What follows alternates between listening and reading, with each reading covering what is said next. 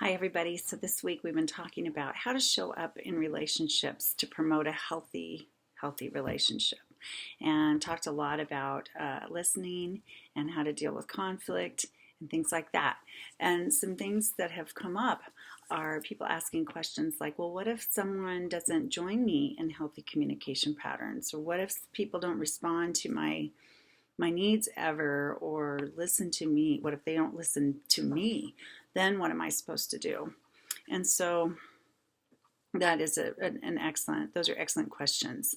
I want us to talk about a couple of things. One is that make sure that you are, if this is a really important relationship to you, like one that you don't want to end, or that is maybe you live with this person or they're in your close family or you work with this person every day, or a situation where you feel like, I need to remain in this relationship, then I would start off your day when you think about that person or you're around that person, think of all the things that you appreciate about that person. Focus on the positive as much as possible. Even in the midst of a web of negativity or toxicity, we can usually find things that we really genuinely appreciate or love about a person, ways that they enhance our lives. And so remember to remember those for sure.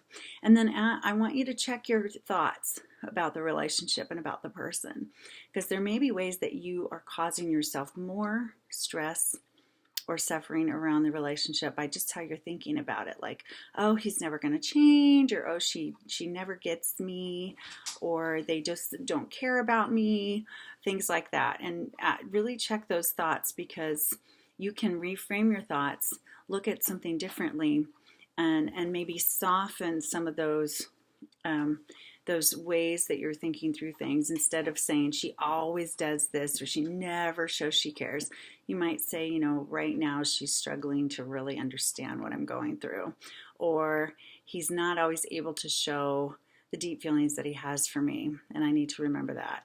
So to kind of soften the belief a little bit, not to deny the trouble that's going on, but just to soften it enough that you can continue to work toward the healthy connection that you're really striving for. Also, when conflict arises or an issue between you, I want you to do the one rule check on what's happening now. And what the one year rule is ask yourself, if 1 year from now, is this going to matter, what I'm fighting with this person about or what I'm struggling with this person about?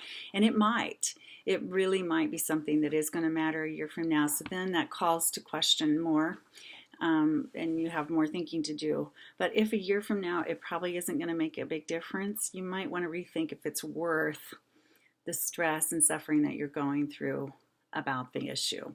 So give it the 1 year rule check.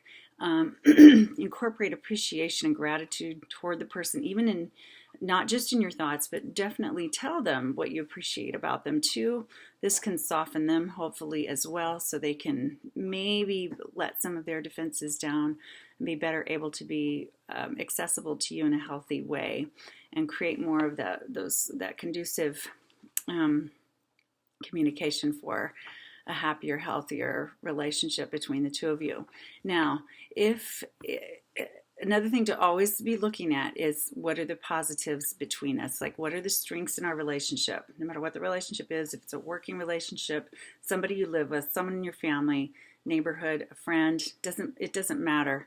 Look at, what do we have going for us? How do we benefit and complement one another in this life together? And really do the checks and balances, weigh what goes well between us, what are the benefits, and where is our relationship toxic, unhealthy, or it's strained.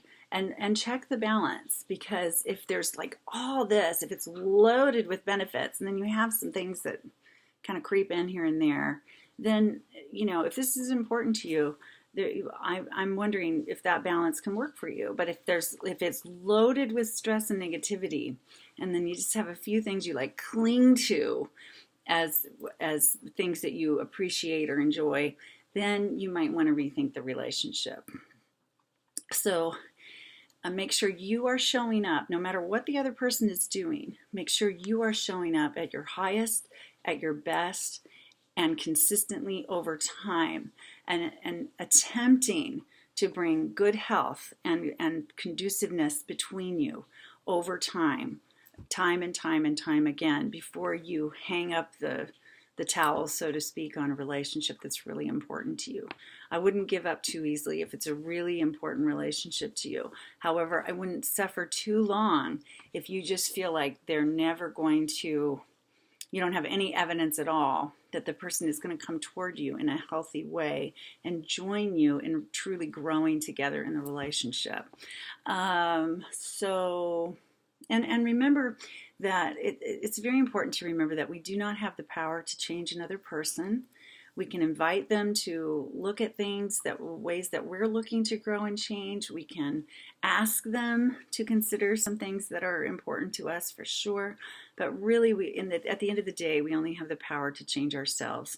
And maybe you can change in ways that you show up differently so the relationship is more workable and positive for both of you.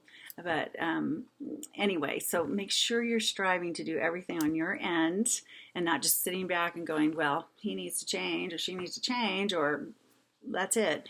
And then if after consistent long-term effort in a relationship that's really significant to you, if you still feel like that person's not able to grow and evolve or enter a healthy kind of dynamic with you at all, then you might want to consider whether this is a relationship that can continue or not.